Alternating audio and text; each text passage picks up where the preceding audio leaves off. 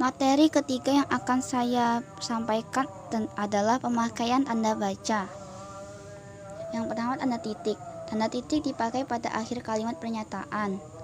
Tanda titik dipakai di belakang angka atau huruf dalam satu bagan ikhtiar atau daftar.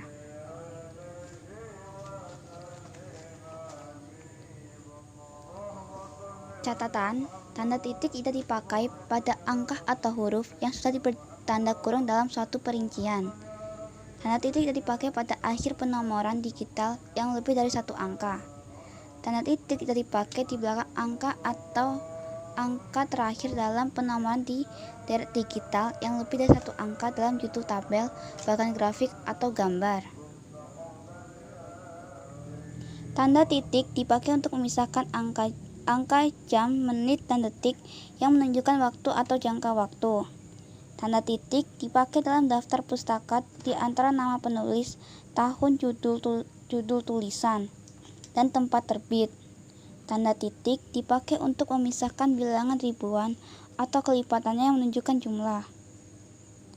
Tanda titik tidak dipakai di belakang alamat penerima dan pengirim surat. Tanda koma. Tanda koma dipakai di antara unsur-unsur dalam suatu pemerincian atau pembilangan, misalnya telepon, komputer, internet. Kedua, tanda koma dipakai sebelum kata penghubung, seperti tetapi, melainkan, dan sedangkan, dalam kalimat majemuk. Misalnya, saya ingin membeli kamera, tetapi uang saya belum cukup. Tanda koma dipakai untuk memisahkan anak kalimat yang mendahului induk kalimatnya. Misalnya, kalau diundang, saya akan datang. Tanda koma dipakai di belakang kata atau ungkapan penghubung antar kalimat, seperti oleh karena itu, jadi, dengan demikian, hubungan dengan itu, dan meskipun demikian. Misalnya, anak itu memang rajin membaca sejak kecil. Jadi, wajar kalau dia menjadi bintang pelajar.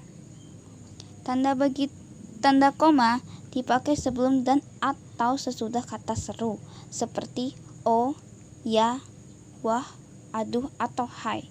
Dan kata yang dipakai sebagai sapaan seperti bu, dik, atau nak. Misalnya, oh, begitu.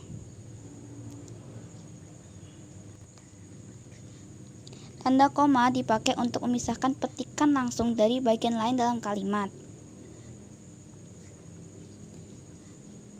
Misalnya, pada kalimat, kita harus berbagi dalam hidup ini. Sebelum tanda petik pada kalimat terakhir dipakaikan tanda koma. Jadi, kita harus berbagi dalam hidup ini, tanda petik bagian akhir. Tanda koma dipakai sebelum angka desimal atau di antara rupiah dan sen yang dinyatakan dengan angka, misalnya 12,5 meter. Tanda titik koma. Tanda titik koma dapat dipakai sebagai pengganti kata penghubung untuk memisahkan kalimat setara yang satu dari kalimat setara yang lain di dalam kalimat majemuk. Misalnya, hari sudah malam, tanda titik koma, anak-anak masih membaca buku. Tanda titik koma dipakai pada akhir perincian yang berupa klausa. Misalnya, syarat penerimaan pegawai di lembaga ini adalah tanda titik dua. Tanda titik dua dipakai pada akhir suatu pernyataan lengkap yang diikuti pemerincian atau penjelasan. Misalnya, mereka memerlukan perabot rumah tangga, titik dua, kursi, meja, dan lemari. Tanda titik dua tidak dipakai jika perincian atau penjelasan itu merupakan pelengkap yang mengakhiri pernyataan. Tanda titik dua dipakai dalam naskah drama sesudah kata yang menunjukkan pelaku dalam percakapan. Tanda hubung. Tanda hubung dipakai untuk menandai bagian kata yang terpenggal oleh pergantian baris. Misalnya, di samping cara lama diterapkan juga tanda hubung dipakai untuk menyambung unsur kata ulang, misalnya anak-anak kemarah-marahan mengorek-ngorek. Tanda hubung dapat dipakai untuk memperjelas hubungan bagian kata atau ungkapan. Misalnya, berevolusi, mengukur.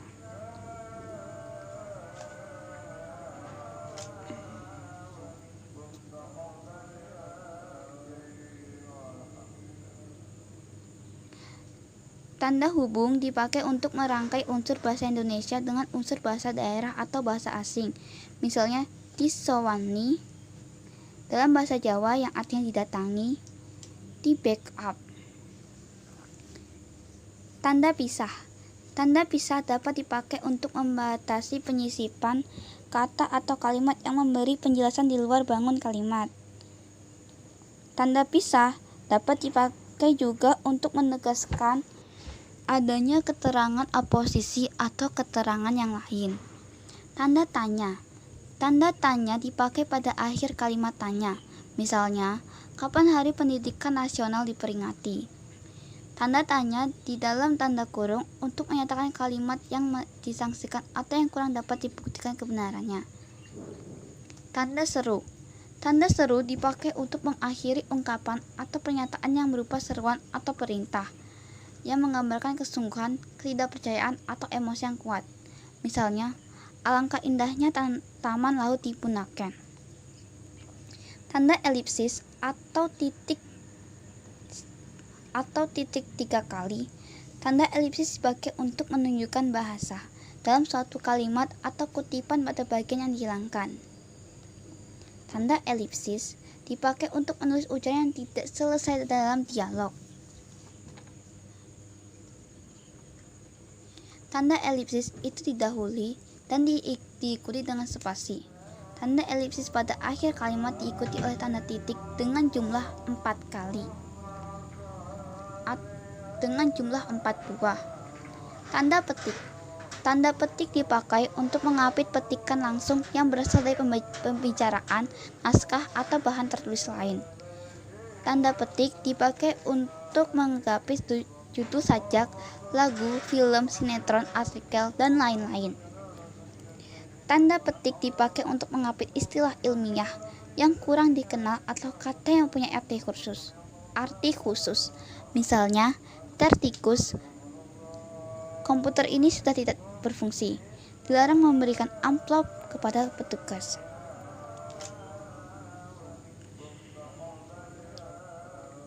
Tanda petik tunggal. Tanda petik tunggal dipakai untuk mengapit petikan yang terdapat dalam petikan lain. Tanda petik tunggal dipakai untuk mengapit makna, terjemahan atau penjelasan kata atau ungkapan. Misalnya tergugat, yang digugat. Noken, tas khas Papua. Tuah Sakato, sepakat demi manfaat bersama. Polisi, kebijakan. Tanda kurung. Tanda kurung dipakai untuk mengapit tambahan keterangan atau penjelasan. Tanda kurung dipakai untuk mengapit keterangan atau penjelasan yang bukan bagian utama kalimat. Tanda kurung dipakai untuk mengapit huruf atau angka yang digunakan sebagai penanda pemerincian. Tanda kurung siku. Tanda kurung siku dipakai untuk mengapit huruf, kata, atau kelompok kata sebagai koreksi atau tambahan atas kesalahan atau kekurangan di dalam naskah asli yang ditulis orang lain. Tanda kurung siku dipakai untuk mengapit keterangan dalam kalimat penjelas yang terdapat dalam tanda kurung. Tanda garis miring. Tanda garis miring dipakai dalam nomor surat, nomor pada alamat, dan penandaan masa 1 tahun yang terbagi dalam 2 tahun takwim. Tanda garis miring dipakai sebagai pengganti kata dan atau serta setiap. Tanda garis miring dipakai untuk mengapit huruf, kata, atau kelompok kata sebagai koreksi atau pengurangan atas kesalahan atau kelebihan. Tanda penyingkat atau apostrof. Tanda penyingkat dipakai untuk menunjukkan penghilangan bagian kata atau bagian angka tahun dalam konteks tertentu.